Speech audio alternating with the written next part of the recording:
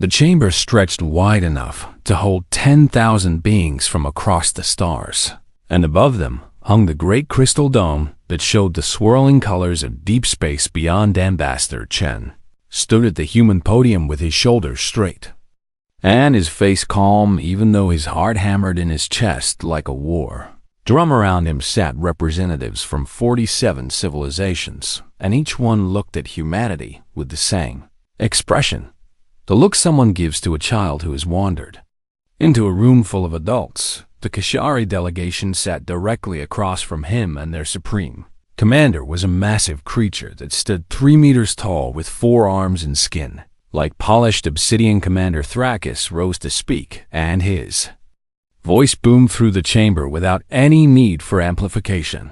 The Kashari sovereignty demands immediate transfer of the human colony worlds known as Mars, Europa, and Titan. These worlds sit in strategically valuable positions, and humanity lacks the strength to properly defend or develop them. Chun took a slow breath and activated his translation device. Those worlds contain 3 million human citizens who have lived there for 2 generations. We cannot simply abandon our people. Laughter rippled through the chamber like a wave, and Chun felt his face grow hot with shame and anger mixed together. Thrakis spread all 4 of his arms wide. In a mocking gesture, your species took 300,000 years to crawl out of your gravity well?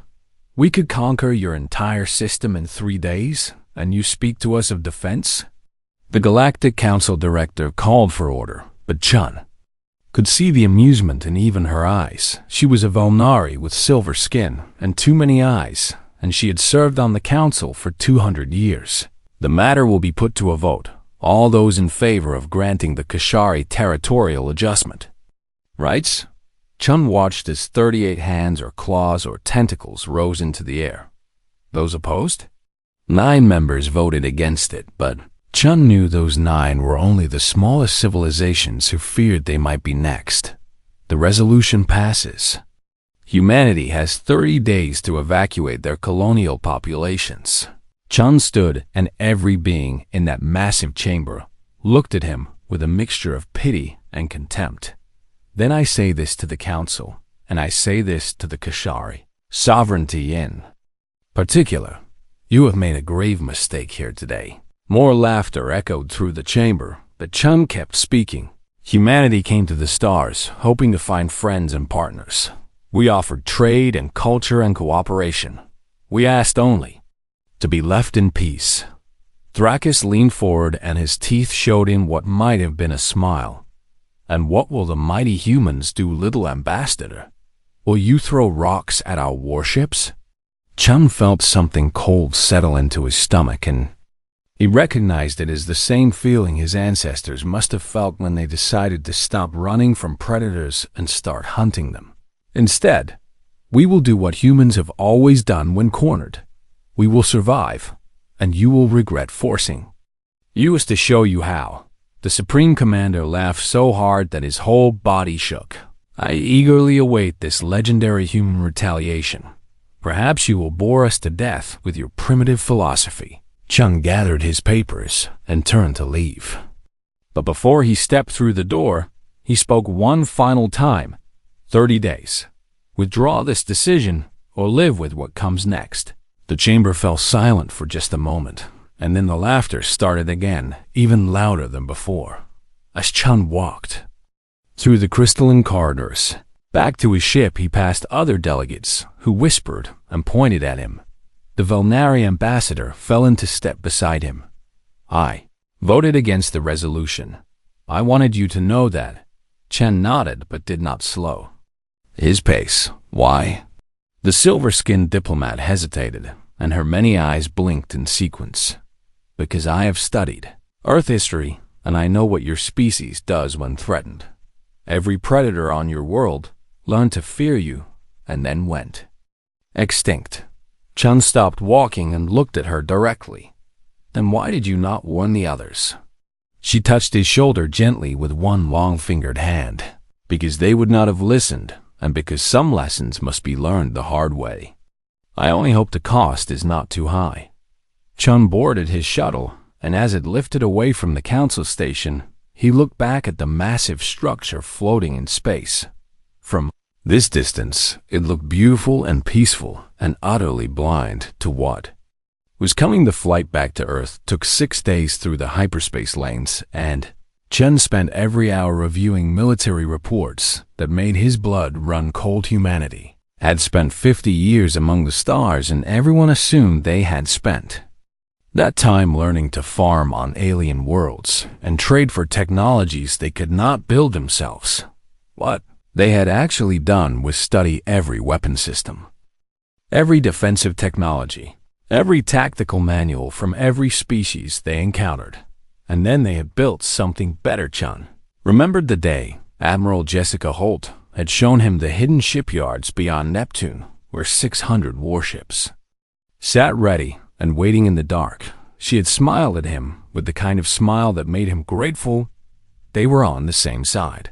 Let them think we are weak. Let them think we are foolish. When they realize the truth, it will be far too late. Now, as Earth grew larger in his viewport, Chun activated the emergency channel. This is Ambassador Chen transmitting on Priority Alpha. Protocol Reaper is authorized. I repeat, Protocol Reaper is authorized. The response came back within seconds. Confirmed. All units moving to battle stations. Estimated time to full deployment is 48 hours. Chun looked at his own reflection in the dark viewport glass and barely recognized the man staring back at him. When humanity had left Earth, they had hoped to leave behind the violence and warfare that had defined so much of their history. They had wanted to be better than their ancestors. But the galaxy had other plans, and now humanity would show the stars that being peaceful was a choice, not a weakness. Below him, Earth turned in its ancient dance, and somewhere down there, Admiral Holt was already moving pieces on a chessboard that spanned light years. Kishari thought they would harvest human colonies like crops. Instead, they were about to learn why humans had dominated their own world so completely that they had run out of worthy opponents and gone looking for new challenges among the stars. Chung closed his eyes and whispered a prayer for the souls that would be lost in the coming days on both sides. Then he opened his eyes and got to work, because mercy was a luxury that came after victory, not before. The 30-day countdown had begun, and the universe had no idea what was coming.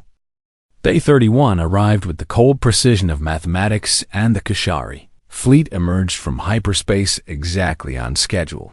3 battle groups materialized simultaneously above Mars, Europa, and Titan-like locusts descending on a harvest. Field Governor Sarah Martinez stood in the Mars Command Center watching the tactical display light up with enemy contacts, and she felt her stomach drop. How many ships? Her tactical officer swallowed hard before answering. 43 capital ships.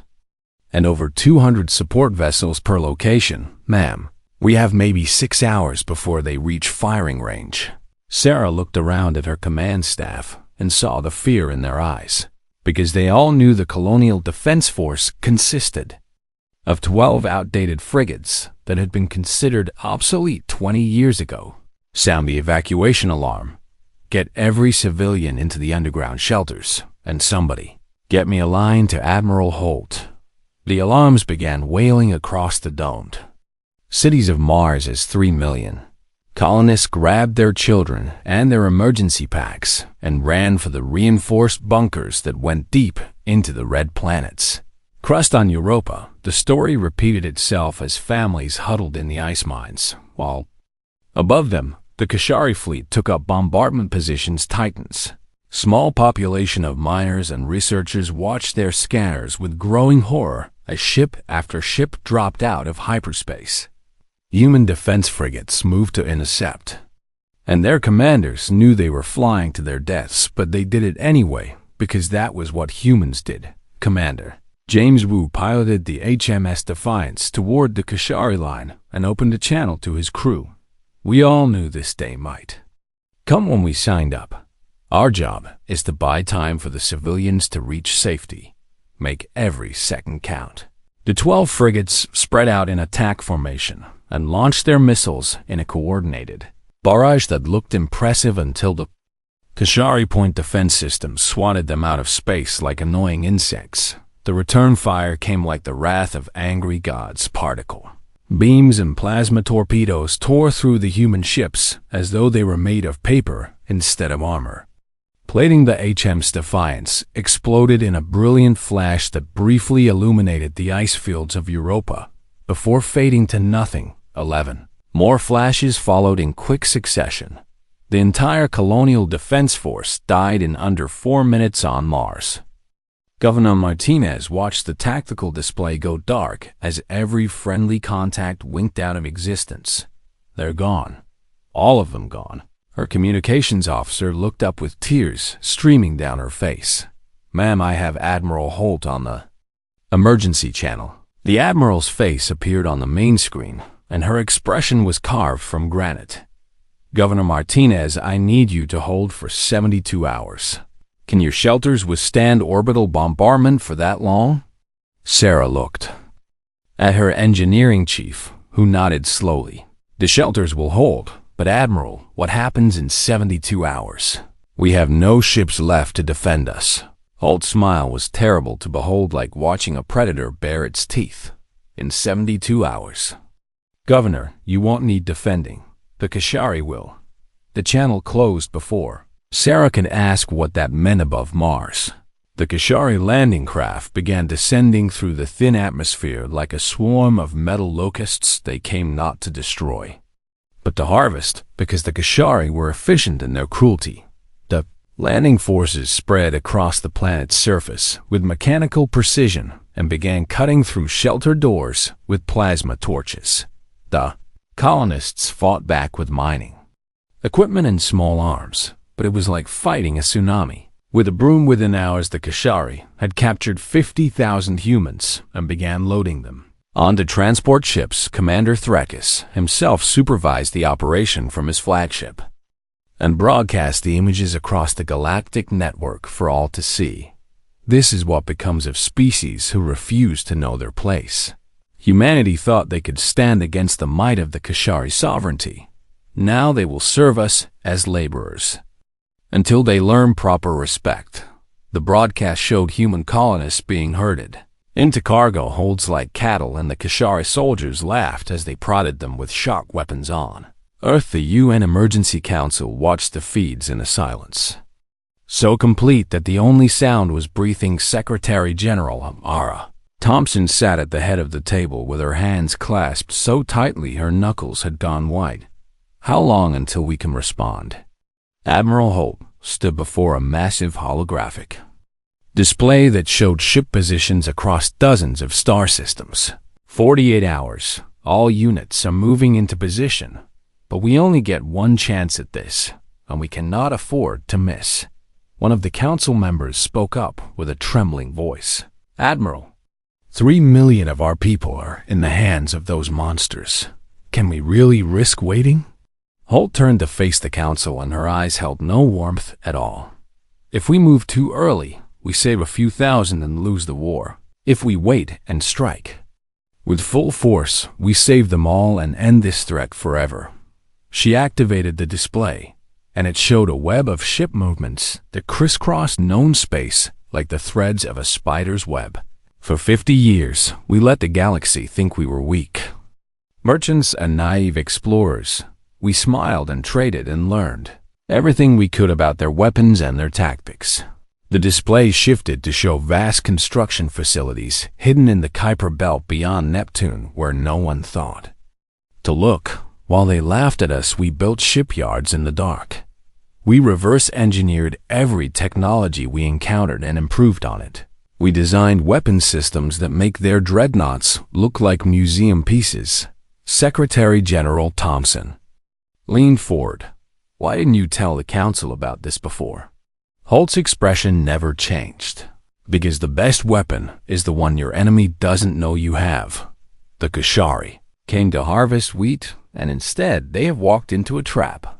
On Mars, the Kashari continued loading human colonists onto their transport ships. completely unaware that every second that passed brought them closer to extinction. In the outer solar system beyond the orbit of Pluto, the first human warships began. Emerging from their hidden bases, the UNS Vengeance led the fleet, and it had been built inside a hollowed-out asteroid. Over the course of 30 years. It was 5 kilometers long and carried weapons that had never been tested in combat because there had been no enemy worthy of them until now. Admiral Holt stood on the bridge of the Vengeance and watched as 600 warships formed up around her flagship. Ship bore the names of human virtues that had been twisted into weapons. Justice, mercy, patience, and hope stood ready to deliver anything but their namesakes. All units report ready for jump. Destination coordinates locked. We will arrive in Kashari home space in 72 hours. Her executive officer looked at her with concern written across his features. Admiral, the colonists on Mars and Europa and Titan. What if the Kashari execute them when we attack? Holt pulled up the tactical display showing real-time feeds from the colonies. The Kashari are slavers, not murderers. Slaves have value, and they will want to use our people as leverage. That gives us time. She touched the display with one finger, and the image zoomed out to show the entire Kashari sovereignty with its 2,000 conquered worlds. By the time they realize we are not coming to negotiate, but to erase them, it will be far too late. The jump countdown began, and throughout the fleet human crews prepared themselves for what was coming. They had trained for this moment, but training was different from reality. Soon, they would learn what it meant to unleash humanity's capacity for violence on an enemy who thought they were helpless prey. The countdown reached 0, and 600 ships vanished into hyperspace. Behind them, Earth hung in the darkness like a blue marble, and ahead lay vengeance beyond measure. The Kashari homeworld of Thraxus Prime orbited a red giant star, and for 3,000 years no enemy had ever reached its orbital defense platforms. That record ended when 600 human warships emerged from hyperspace, not at the edge of the system but directly inside the defensive perimeter. The jump technology alone should have been impossible according to every mathematical model. The offensive perimeter. The jump technology alone should have been impossible, according to every mathematical model. The Kashari understood their sensors, screamed warnings as contact after contact materialized within weapons. Range Supreme Commander Thraxus was having his morning meal when the alarms began, and he dropped his eating utensil in shock. What is happening? Report. His tactical officer's voice came through with barely controlled panic. Sir, we have multiple hostile contacts appearing throughout our home systems. They bypassed all our outer defenses. Somehow, Thraxus pulled up the tactical display and felt something he had not experienced in decades. Genuine fear. How many ships? Scanning now, sir. Confirmed 600 vessels of unknown configuration. Wait, that cannot be right. What cannot be right? Sir, these ships are reading as human design, but that is impossible. Humanity only has 47 registered warships. Thraxus stared at the display as more and more contacts appeared across 7 star systems simultaneously. Get me a fleet-wide channel now. His face appeared on every Kashari military vessel in the sector. All units, this is Supreme Commander Thraxus. We are under attack by human forces. All ships moved to defensive formations and prepared to engage. But even as he gave the orders, he felt doubt creeping into his mind like cold water. Where had humanity found 600 warships, and how had they developed jump technology that could penetrate defensive grids? The answer came in the form of violence beyond anything the Kashari had ever encountered. The human ships opened fire, and the universe lit up with weapons that should not exist. Rogans accelerated projectiles to 90% of light speed, and when those projectiles hit Kashari ships, the impact released more energy than nuclear weapons antimatter. Torpedoes burned through shields that were supposed to stop anything conventional science Could produce quantum disruption beams make Kashari vessels simply come apart at the molecular level as their atomic bonds stopped working properly. But the worst weapon was the one the humans broadcast on all frequencies: the screams of the enslaved. Colonists echoed through space on every channel, and mixed with those screams were human voices, cold and precise. You took our children from their homes. You treated our people like animals. Now you will learn what monsters we can become. The Kashari Fourth Fleet moved to engage, and its commander was confident because the Fourth Fleet had never been defeated in 200 campaigns. The human ships hit them like a hammer striking glass in the first 30 seconds. The Fourth Fleet lost 18 capital ships. In the first minute, they lost half their total strength. By the end of the second minute, the Fourth Fleet ceased to exist as a fighting force. The same scene repeated itself across 400 Kashari worlds in the span of 12 hours. Everywhere the Kashari military gathered, the humans appeared like ghosts and tore them apart with surgical precision supreme. Commander Thrakus watched his empire burning and finally understood the truth: humanity had never been weak. They had been patient and careful and utterly ruthless in their preparation. Opened a channel to the Galactic Council. This is Supreme Commander Thrakus requesting immediate intervention. Humanity has launched an unprovoked assault on Kashari territory. The council director's face appeared, and Thrakus saw something in her expression that chilled him. She looked satisfied. Unprovoked, you invaded their colonies and enslaved their citizens. This is the consequence of your actions. You must send peacekeeping forces. Humanity is destroying everything. We have already dispatched a fleet, but Commander Thrakus, I suspect they will arrive too late. Humanity is not interested in conquest. They are interested in ensuring you never threaten anyone again. The channel closed, and Thrakus realized with horror that the council was content to let humanity do what they would not. The Kashari deployed their legendary Titan-class dreadnoughts, and these massive ships had ended wars. Simply by arriving in a system, 12 of them formed up around Thraxus. Prime itself and their commanders boasted that nothing could penetrate their armor. The UN says Vengeance arrived alone, and it was dwarfed by the Titan-class ships like a child standing among giants. Admiral Holt stood on her bridge and looked at the tactical display without any expression on her face. Target the lead dreadnought. Prepare the stellar ignition weapon. Her weapons officer hesitated. Admiral, that weapon has never been tested in combat. We do not know if it will work as designed. Then we are about to find out. Fire when ready. The Vengeance lit up with power that made space itself ripple and twist deep.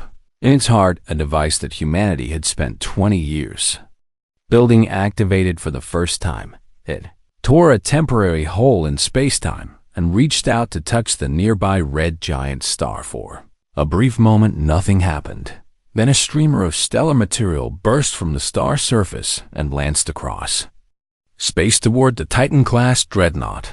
The stream of plasma and radiation and superheated gas hit the Kashari ship at a temperature of 15 million degrees. The dreadnought's shields lasted exactly 1.3 seconds before collapsing. The armor lasted another 2 seconds. Then the greatest warship the Kashari had ever built simply ceased to exist in a flash of light bright enough to be seen from neighboring star systems. Remaining 11 dreadnoughts began backing away, but Holt shook her head. No, they do not get to run. Target all remaining capital ships. The human fleet opened fire with conventional weapons, and the Titan-class ships fought back with everything they had. But they were designed to fight other capital ships in long-range engagements. They were not designed to fight 600 vessels that moved like fighters and hit like siege weapons. One by one, the mighty dreadnoughts fell, and with them died the myth of Kashari invincibility across the galaxy. Species watched the battlefields with growing horror. Humans were not just winning. They were dominating every Kashari stronghold. fell within 72 hours of first contact. Every orbital platform was reduced to debris. Every military shipyard became a cloud of wreckage. But throughout all of this, the humans did not touch a single civilian population center. Cities remained intact. Farms continued operating. Schools stayed open. The only things humanity destroyed were the instruments of Kashari. Military Power Commander Thrakus sat in his command bunker, 3 kilometers below the surface of Thraxis Prime, and watched his empire crumble in real time. His communications officer spoke quietly. "Sir, the humans are broadcasting a message on all channels. They want to speak with you." Thrakus nodded, because there was nothing else left to do. Admiral Holt's face appeared on his screen, and her expression held no mercy, but also no cruelty. "Supreme Commander, your military no longer exists. You have 2,000 worlds with billions of citizens, and not a single warship to defend them." Thrakus found his voice, though it came out as barely more than a whisper. "What do you want?" "I want you to understand what you have done. You started a war with a species that wanted only peace. You enslaved our people because you thought we were weak." She leaned forward, and her eyes burned with cold fire. "We are not weak. We are kind, and there is a universe of difference between those two things. We choose not to slaughter our enemies when we have the power to do so. Then what happens now? Now you will return every single human colonist unharmed. You will pay reparations for the damage you have done. Your military will be permanently dissolved and monitored by human observers." She paused, and her next words carried the weight of absolute certainty. "And if you or any Kashari ever raises a hand against another species again, we will return, and we will not be kind." Second time, Thrakus looked at the tactical display showing his defenseless world surrounded by human warships. "We accept your terms." "Good. One more thing, Commander. We are broadcasting this entire conversation to the Galactic Council and every species in known space. Let them all understand what happens when humans are pushed too far." The channel closed, and Thrakus sat in the silence of his command bunker. Around him, his officers stared at their consoles and slowly realized that the war was over. They had lost in 72 hours. The galaxy had fallen silent. The Galactic Council chamber had never been so quiet, and every delegate sat frozen in their seats as they watched the human fleet surrounding Thraxis Prime. The council director's many eyes blinked in sequence as she tried to process what she had just witnessed.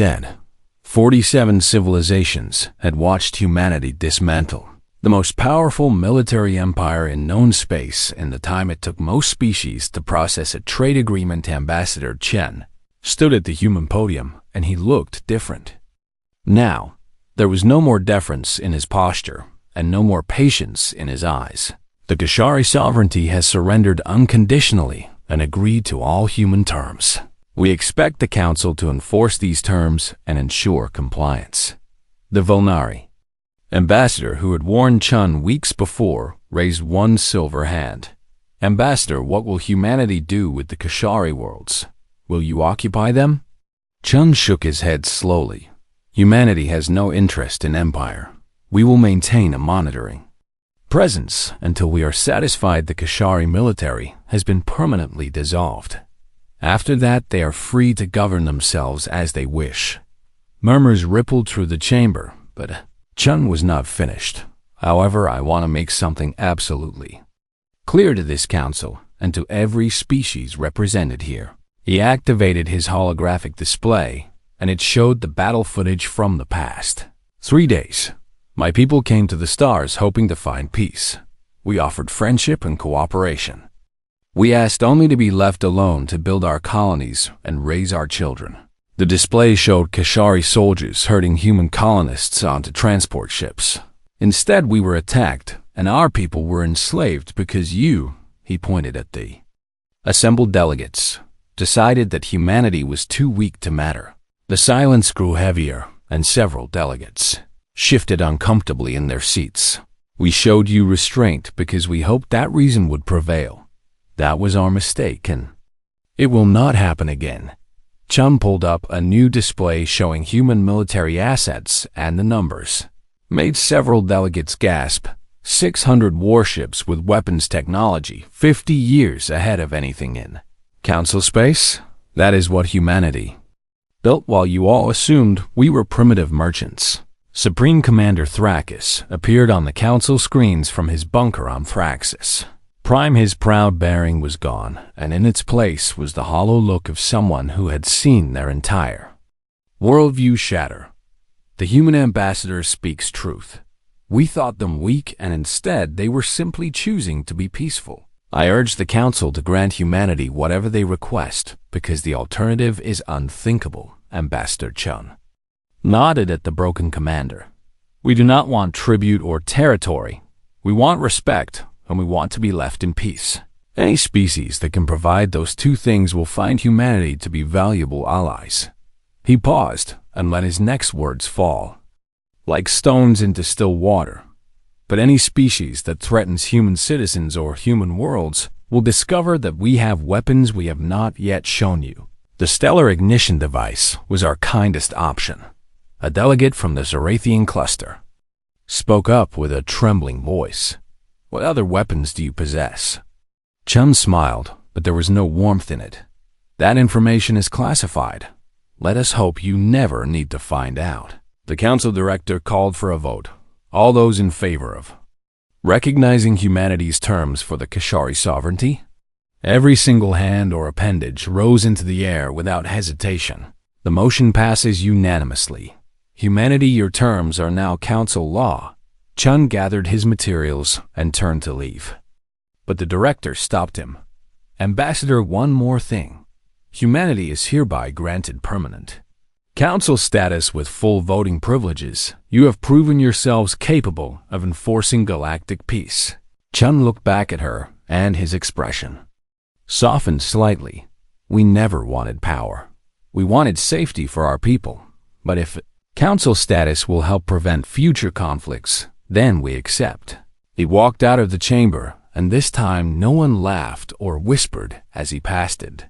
Instead, they moved aside, and several delegates actually bowed their heads in respect, or perhaps fear. Meanwhile, at Mars, the Kashari evacuation was already underway. Every human colonist was being loaded onto transport ships, but this time with care and medical attention. Governor Sarah Martinez stood in the command center watching the feeds and still could not quite believe what had happened. Her tactical officer touched her shoulder.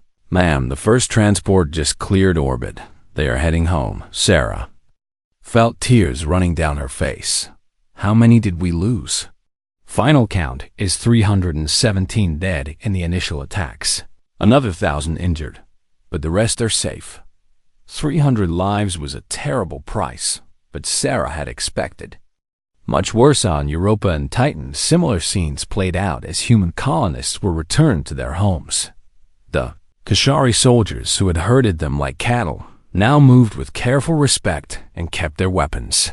Holstered Admiral Holt watched the operation from the bridge of the Vengeance and allowed herself a small moment of satisfaction. Her executive officer approached with a datapad. Admiral, we are receiving communications requests from 17 different species. They all want to discuss military alliances with humanity. Holt snorted. They fear us now. Fear is not the same as respect, but it will do for the moment. What do we tell them?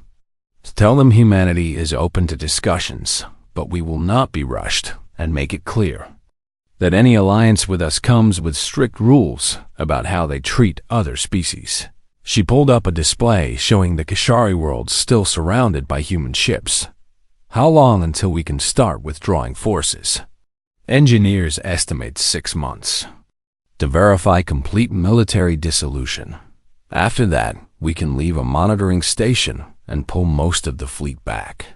Holt nodded. Good. I want to go home, and I want our people to go home. We did not build these ships to conquer, but to defend.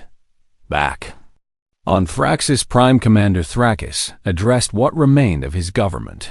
The humans have offered to help rebuild our defensive capabilities, but only for protection against external threats. They will not permit us to have offensive weapons. Again, one of his advisors spoke up with anger in his voice. We are to be a vassal state? Thrakus turned to him with exhausted patience. No, we are to be a monitored state until we prove we can be trusted. There is a difference. He pulled up footage of the stellar ignition weapon destroying their greatest dreadnought. Look at that and understand what restraint means. The humans could have done that to our star itself and killed every living thing in this system. Instead, they targeted only our military. The advisor fell silent. They showed us mercy when they had every justification for genocide. We will accept their terms with gratitude and learn to be better. In the weeks that followed, the galaxy watched as humanity implemented their occupation with surprising gentlemen's cachery. Civilians received food shipments and medical care. Human engineers helped repair infrastructure damaged in the fighting. Teachers came to Kashari schools to explain why the war had happened and what could be done to prevent future conflicts. A Kashari child named Thrax stood in his classroom, listening to a human teacher explain the concept of mutual respect. After class, he approached the teacher nervously. Teacher, why did your people not kill us all? We hurt you first. The human teacher knelt down to be at eye level with the child. Because Thrax, we believe that everyone deserves a chance to be better than their worst mistakes. Your leaders made terrible choices, but that does not mean your entire species should suffer. The child thought about this carefully. What if we make mistakes again? The teacher's expression grew serious. Then humanity will respond again. But we hope you will choose a different path. We would rather have friends than enemies. Thrax nodded and pulled out a piece of paper with a drawing on it. I made this for you. It is a picture of Earth from the astronomy book. I want to visit there someday. The teacher took the drawing and felt emotion welling up in her chest.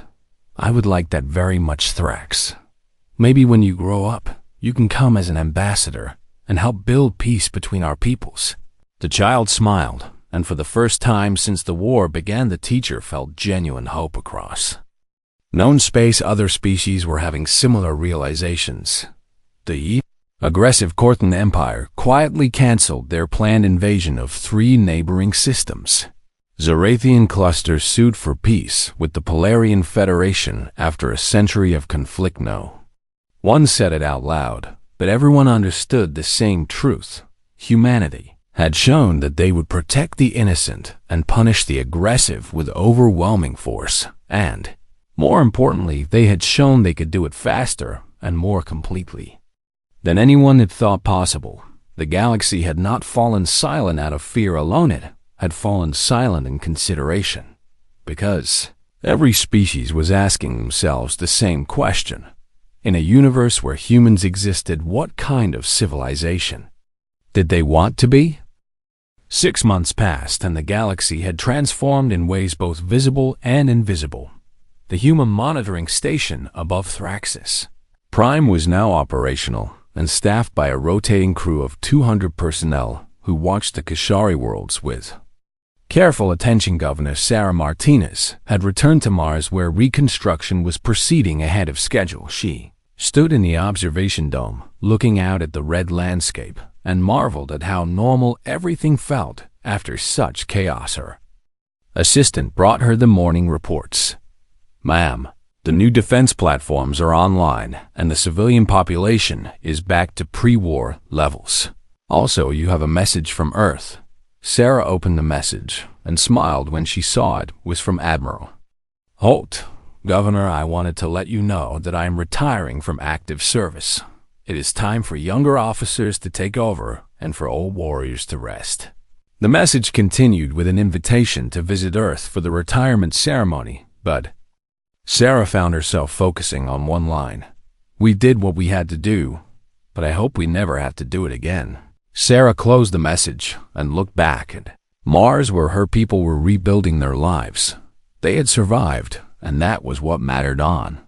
Thraxis Prime Commander Thraxis now held the title of civilian administrator, and he spent his days trying to rebuild a society without the military structure that had defined Kashari culture for millennia. It was harder than fighting any war. He met regularly with the human observers, and initially, these meetings had been tense. But over time, something unexpected happened. They became productive. Captain Williams from the monitoring station sat across from Thrakis reviewing economic reports. Your agricultural output is up 15%. That is impressive, given the disruption. Thrakis nodded slowly. We are learning to focus our energies on creation rather than conquest. It is strange, but not unpleasant. William smiled. My grandfather used to say that the hardest thing about peace is figuring out what to do with all the extra time. Your grandfather was wise. Tell me, Captain, what does Earth think of us now? Do they hate us? Williams considered the question carefully. Hate is too simple. Anger, yes, for what you did to our colonists, but also respect for how you have worked to change. Humanity understands that people can be better than their worst moments. Thrakis felt something in his chest that might have been hope. There is a Kashari child who wants to visit Earth someday. He speaks of becoming an ambassador. Do you think that will ever be possible? I think it is not only possible but necessary. The future belongs to young people who can see past old hatreds. Back on Earth, Ambassador Chun addressed the UN General Assembly, and his speech was broadcast across human space. 6 months ago, we unleashed violence that shocked the galaxy. We did this because we were forced to protect our people. But now we must ask ourselves what kind of civilization we want to be. He pulled up images of Kashari children learning in rebuilt schools. We have the power to dominate through fear, but power without wisdom leads only to tyranny. Our ancestors fought countless wars on Earth before we learned this lesson. The Assembly listened in respectful silence. I propose that humanity establishes the Peace Corps Initiative. We will send teachers, engineers, doctors, and diplomats to species who request our help. We will use our strength to protect the weak, not to exploit them. The vote was unanimous in favor. As Chen left the assembly hall, he was intercepted by the Valnari ambassador, who had warned him all those months ago. Ambassador Chun, your species continues to surprise me. Chun smiled at her. How so? You could have taken the Kashari worlds for yourselves. You could have established an empire that would have lasted for centuries. Instead, you helped them rebuild, and now you propose to help others as well. The Valnari have been in space for over 1,000 years. Surely you have learned that empires built on conquest always fall eventually. She touched his shoulder with one long-fingered hand. We have learned that, yes. But knowing a truth and living it are different things. Humanity has chosen to live it. Chun looked out the window at Earth, hanging in space. We made that choice because we remember what it was like to be divided and at war with ourselves. We do not want to inflict that pain on others. Deep space monitoring stations detected something unexpected 3 months later. The Korthan Empire sent a formal request to the Galactic Council asking for human advisors to help reform their government. The council director approved the request, and soon human diplomatic teams were spreading across multiple species, helping to restructure societies that had been built on aggression. It was slow work, and often frustrating, but gradually the galaxy began to change. Admiral Holt stood on the lunar surface at her retirement ceremony, surrounded by friends and family. Secretary General Thompson presented her with the Medal of Honor and spoke to the assembled crowd. Admiral Holt commanded humanity's military. During our darkest hour, she made the hardest decisions and bore the weight of those decisions with courage and wisdom. Holt stepped forward to speak, and her voice carried across the system. I accept this honor on behalf of every man and woman who served in the fleet. We did not want war, but when it came, we fought with everything we had. She looked up at the stars visible in the lunar sky. Now I ask that future generations work as hard for peace as we did for victory. The weapons we built still exist, and they will exist for as long as humans travel the stars. Her voice grew quieter but more intense. Those weapons are our insurance against aggression, but they must never become our first choice. We showed the galaxy our fangs, and now we must show them our hearts. The ceremony ended, and Holt walked alone to the edge of the lunar base where she could see Earth rising above the horizon. Captain Williams had come from Thraxis Prime for the ceremony, and he found her there.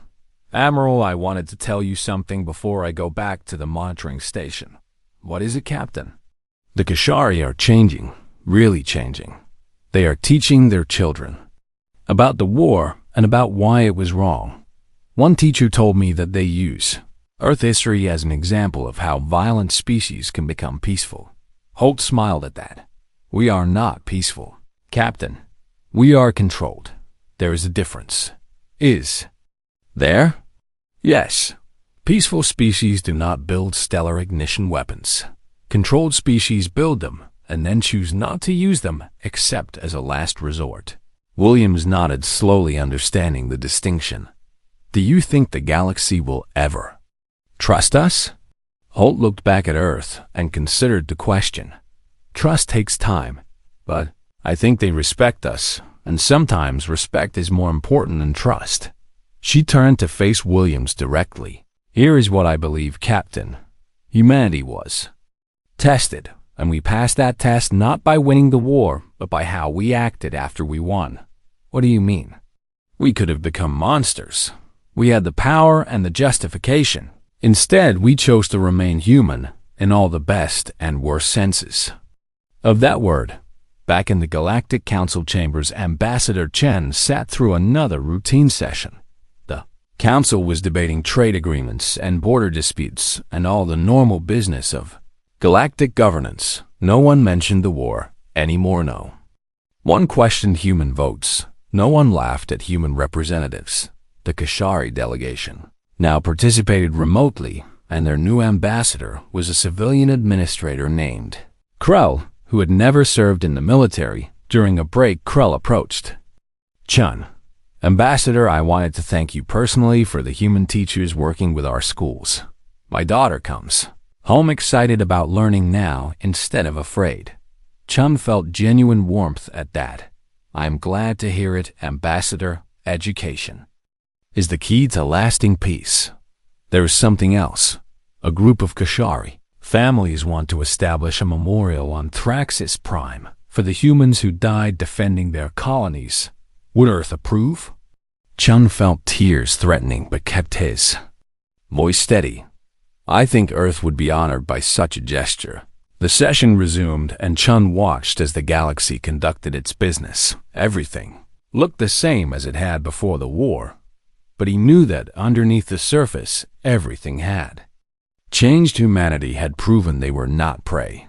They had proven they could be predators, but most importantly, they had proven they could choose when to be which. In orbit above Earth, the Un's Vengeance sat mothballed at a military station. Its stellar ignition weapon was powered down and sealed behind multiple security systems. Engineers inspected it regularly to ensure it remained functional, because as Admiral Holt had said, the weapons would always exist. They were humanity's promise to the galaxy, a promise that said, "We will not start wars, but we will finish them, and we will do so with such overwhelming force that no one will ever forget the cost of threatening human lives." The galaxy had fallen silent, and in that silence a new order was being born. An order where strength was measured not by how many worlds you could conquer, but by how many you could protect. An order where humanity stood as both guardian and example. The universe had tested them, and they had answered with fire and fury now. They answered with patience and wisdom, and the galaxy was learning which answer was truly more dangerous.